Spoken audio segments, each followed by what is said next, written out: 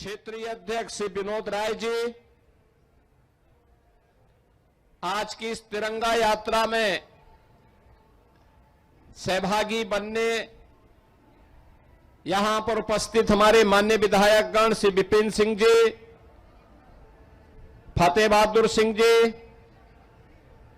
महेंद्र पाल सिंह जी, श्री प्रदीप शुक्ला जी, श्री राजेश त्रिपाठी जी, श्री राम चौहान जी, सरवण निषाद जी, महानगर अध्यक्ष श्री रमेश प्रताप गुप्त जी, जिला अध्यक्ष जनार्दन तिवारी जी, पूर्व महानगर अध्यक्ष श्री राजेश गुप्ता जी, पूर्व जिला अध्यक्ष श्री युधिष्ठिर सिंह जी, कालीबाड़ी के महंत श्री रविंद्र दास जी,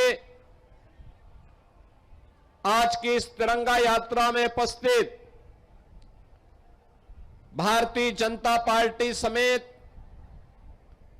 सभी जनप्रतिनिधिगण, व्यापारिक सामाजिक संगठनों के प्रतिनिधिगण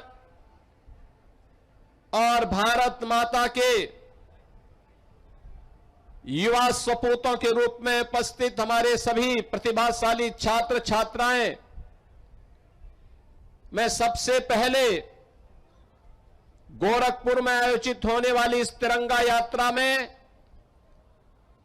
आप सबकी उपस्थिति के लिए हृदय से आपका अभिनंदन करते हुए स्वागत करता हूं। भारत के आन बान और शान का प्रतीक है हमारा तिरंगा। बहनों और भाइयों, देश की आजादी के आंदोलन के दौरान देश के स्वाधीनता संग्राम सेनानियों ने अलग अलग समय में अलग अलग प्रकार का ध्वज लेकर के देश की आजादी को एक नई गति दी थी। 1905 में भारत की आजादी का मंत्र बना था स्वदेशी, और उसके उपरांत 1930 के दशक में तिरंगा के बीच में चरखा यह भारत का एक स्वाधीनता संग्राम सेनानियों का यह ध्वज बना था। स्वतंत्र भारत ने तिरंगा के साथ धर्म चक्र परिवर्तन आया। उस समय के भारत के सभी राज्यों का प्रतिनिधित्व करने वाले चक्र को लेकर के इस राष्ट्र ध्वज को स्वीकार किया। यह हमारा सौभाग्य है कि जिस राष्ट्र ध्वज के लिए पहले भारत के नागरिकों को न्यायालय में लड़ाई लड़नी पड़ती थी कि मैं अपने घर में राष्ट्र ध्वज लगाना चाहता हूं, 1947 से लेकर के लगातार एक लंबी लड़ाई लड़ने के बाद कांग्रेस और अन्य दलों की सरकारें वह अधिकार भारत के नागरिकों को नहीं दे पाई। हम आभारी हैं प्रधानमंत्री मोदी जी के, जिन्होंने देश की आजादी के अमृत महोत्सव वर्ष में 2022 में नेशनल फ्लैग कोड में संशोधन करते हुए उन्होंने यह सुनिश्चित किया कि सम्मानजनक तरीके से अगर कोई नागरिक अपने घर के ऊपर भारत के तिरंगा को लगाना चाहता है तो उसको ये स्वतंत्रता मिलनी चाहिए। और हर घर तिरंगा ये प्रधानमंत्री मोदी जी के उसी आह्वान का हिस्सा है, जब भारत का हर नागरिक अपने राष्ट्र के प्रतीक, भारत के आन बान शान के प्रतीक तिरंगा को अपने घर के ऊपर लहरा करके गौरव की अनुभूति कर सकता है। बहनों और भाइयों, हम सबको इस बारे में ध्यान रखना होगा। 2022, 2023, 2024, 2025 के बाद अब 2026 में भी ये तिरंगा यात्रा के साथ हर घर तिरंगा का यह अभियान आज चरम की ओर आगे बढ़ रहा है। याद रखना, राष्ट्र के महापुरुष और राष्ट्र के क्रांतिकारी किसी भी युवा के लिए प्रेरणा होती है। ये जो तिरंगा है, ये तिरंगा भारत के क्रांतिकारियों, भारत के स्वाधीनता संग्राम सेनानियों के बलिदान की अमिट गाथा का नाम है। उस अमिट गाथा की प्रेरणा है। किसी युवा से अगर उसके आदर्श को छीन लो, इसका मतलब है युवा को हमने गौरव के क्षणों से वंचित किया है, एक अन्याय किया है युवा के साथ। और इसीलिए प्रधानमंत्री जी ने हर युवा को गौरव की अनुभूति से जोड़ने के लिए हर घर तिरंगा को अनिवार्य किया है कि हर घर तिरंगा लगे, और तिरंगा के प्रति जागरूकता के लिए तिरंगा यात्रा निकाली जा रही है। हजारों की संख्या में युवा तिरंगा लेकर के खड़े हैं। कभी ये तिरंगा भारत की आजादी का मंत्र बना था, भारत की आजादी का केंद्र बिंदु उत्तर प्रदेश बना था।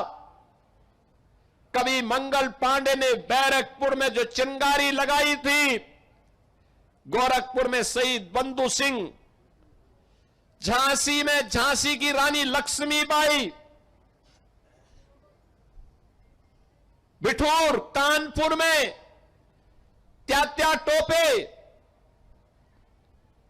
मेरठ में धन सिंह कोतवाल के नेतृत्व में लड़ाई हर जनपद, हर गांव से निकल करके भारत की आजादी का मंत्र बनता हुआ दिखाई दिया था। यह आजादी अचानक नहीं मिली हमें, आजादी के लिए कीमत चुकानी पड़ी थी। 1922 में चोरी चोरा की ऐतिहासिक घटना घटित होती है। इस ऐतिहासिक घटना ने अंग्रेजों की चूलों को हिला करके रख दिया था।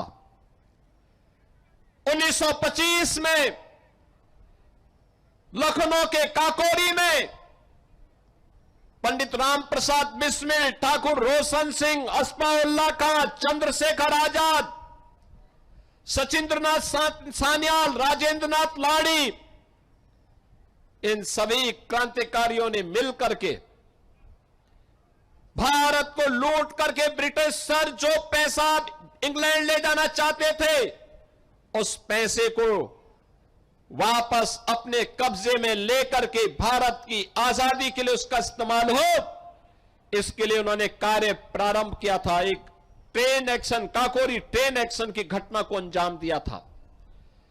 बहनों और भाइयों, अंग्रेजों ने इसे डकैती कहा था।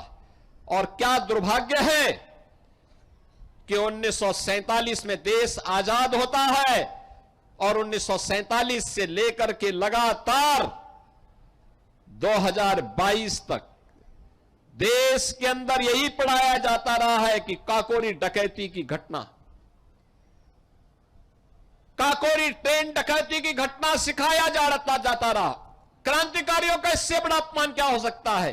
प्रधानमंत्री मोदी जी ने काकोरी ट्रेन घटना को ट्रेन एक्शन की घटना बताया, कहा कि भारत की आजादी का मंत्र था। जो देश को लूट रहे थे उनको लूट करके वो खजाना वापस देश के लिए लाने का काम इन क्रांतिकारियों ने किया। पंडित राम प्रसाद बिस्मिल का भव्य स्मारक गोरखपुर में, उन्हें गोरखपुर की जेल में फांसी हुई थी। ठाकुर रोशन सिंह, अस्फाउल्लाह खां, राजेंद्र नाथ लाड़ी, इन सभी क्रांतिकारियों को, किसी को गोंडा, किसी को फैजाबाद, किसी को इलाहाबाद के नैनी जेल में फांसी दी गई। वह सम्मान नहीं मिल पाया इन क्रांतिकारियों को। आजादी के बाद याद करिए, इन क्रांतिकारियों की मूर्तियां नहीं रखने दी जाती थी। इनके स्मारक नहीं बनने दिए जाते थे। इनके नाम पे संस्थाओं के नाम और सड़कों के नाम नहीं रखने दिए जाते थे। एक ही परिवार के नाम, एक ही परिवार के नाम से सभी संस्थाओं का नाम होता था। एक ही परिवार के नाम पे सभी स्कीमें घोषित होती थी। आज इन क्रांतिकारियों को सम्मान दिया जा रहा है। ये तिरंगा यात्रा भारत के उन हुतात्माओं को, अमर बलिदानियों को, स्वाधीनता संग्राम सेनानियों के प्रति सम्मान का प्रतीक भी है। हर घर तिरंगा के माध्यम से हम सब भारत के प्रतीकों के प्रति सम्मान का भाव व्यक्त करें। इस विश्वास के साथ ये यात्रा आज हमारी यहां पर प्रारंभ हो रही है। मैं आप सबका आह्वान करूंगा, आपके हाथ में तिरंगा है।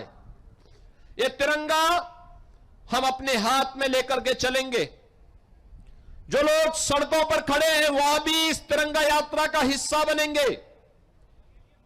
ऐसा नहीं कि वे लोग अपनी जगह पे बैठ जाएं, या तिरंगा को फेंकना नहीं है। ये तिरंगा भी हमारे हाथों में होगा। और जब यात्रा महाराणा प्रताप की मूर्ति में विश्राम लेगी, तिरंगा को अपने घर में ले जाकर के अपने घर में पहना करके सेल्फी विद तिरंगा के साथ इसको अपलोड करिए। और देश में इस वर्ष हम लोगों ने लक्ष्य रखा है 5 करोड़ घरों में तिरंगा लहराने का। 5 करोड़ घर में, हर संस्था, हर सरकारी, अर्ध सरकारी, निजी इंस्टीट्यूशन में, उद्योगों में, व्यापारिक संस्थानों में, घरों में यह तिरंगा लहराया जाएगा।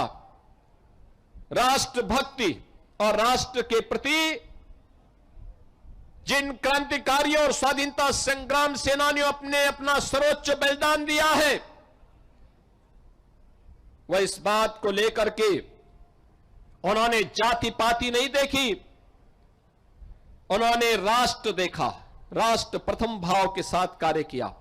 और राष्ट्र प्रथम भाव का परिणाम था सर्वस्व न्यौछावर करने के बाद भी उन क्रांतिकारियों को जो सम्मान पिछली सरकारों के समय में मिलना चाहिए था, नहीं मिला। आज हम सबको तिरंगा का सम्मान करके, वंदे मातरम का सम्मान करके, राष्ट्रगान का सम्मान करके हम उन क्रांतिकारियों को सम्मान दे सकते हैं। स्वाधीनता संग्राम सेनानियों को, अपने पूर्वजों को, अपनी विरासत को सम्मान दे सकते हैं। और उसी सम्मान के लिए आपका आह्वान करते हुए मैं आप सबसे इस बारे में अपील करूंगा, ये तिरंगा हमारे घर में लहराना चाहिए। अभी हाल ही में भारत सरकार ने तय किया है कि राष्ट्रगान और राष्ट्रगीत का जो भी अपमान करेगा वह संज्ञेय अपराध की श्रेणी में आएगा, उसे सजा होगी। और भारत के प्रतीकों के प्रति सम्मान का यह भाव हर भारत के नागरिक का दायित्व बनना चाहिए। और उस दायित्व का निर्वहन करने के लिए आज गोरखपुर में भी यात्रा निकल रही है। हम लोग यहां से नगर निगम के महारानी लक्ष्मीबाई पार्क से निकल करके हम लोग टाउन हॉल होते हुए, गोलघर होते हुए हम रेलवे स्टेशन के पास महाराणा प्रताप की मूर्ति तक जाएंगे। तिरंगा हाथ में होना चाहिए। उत्साह के साथ भारत माता की जय और वंदे मातरम का गान करते, वंदे मातरम कहते हुए हम आगे बढ़ेंगे। यह वर्ष वंदे मातरम का 150वां वर्ष भी है और इसीलिए इस वर्ष वंदे मातरम को अब अनिवार्य कर दिया गया है। तो हम कम से कम स्लोगन के माध्यम से वंदे मातरम बोले और बोल करके हम यहां से वहां तक जाएंगे, फिर तिरंगा अपने घर में लगाने का कार्य करेंगे। इस विश्वास के साथ मैं आज के इस अवसर पर एक बार फिर से तिरंगा यात्रा का हिस्सा बनने के लिए आए हुए सभी युवाओं का स्वागत करता हूं। आप सभी का मैं स्वागत और अभिनंदन करते हुए अपनी वाणी को विराम देता हूं। धन्यवाद। जय हिंद।